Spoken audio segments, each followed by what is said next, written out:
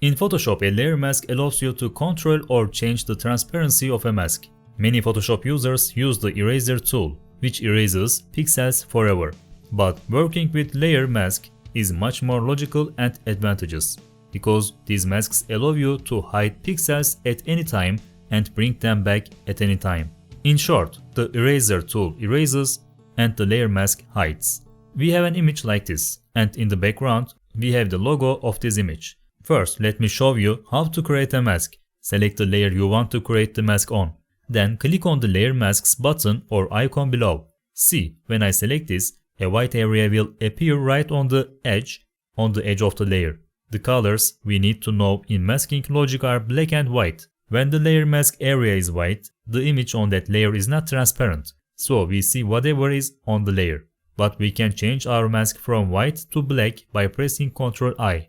This is a shortcut for invert. Notice that the mask area of this area is selected.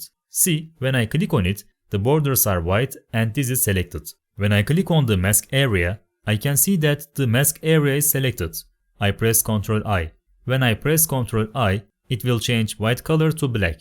And what did we just say? The black color means completely transparent. If I hide the background layer, I can see that only the logo is there, because the color of the layer mask above it is completely black. I have inverted it by pressing Ctrl I again. If it is still not clear, it will be much clearer now. After selecting the brush tool and selecting the mask area, and our color is black, I paint the parts with the logo on the back. See, when I paint, I can also make the logo on the back visible. There is an obvious difference with the erase tool. When I change the colors, that is, when I make the black area white and paint over it again, this time the area painted in white will start to appear on the image, because the white color represents the image itself, while the black color is intended to hide it. Therefore, I have made a move to show the image in the areas I painted white. If I had chosen shades of gray as a color tone, for example when I choose a gray color in the middle,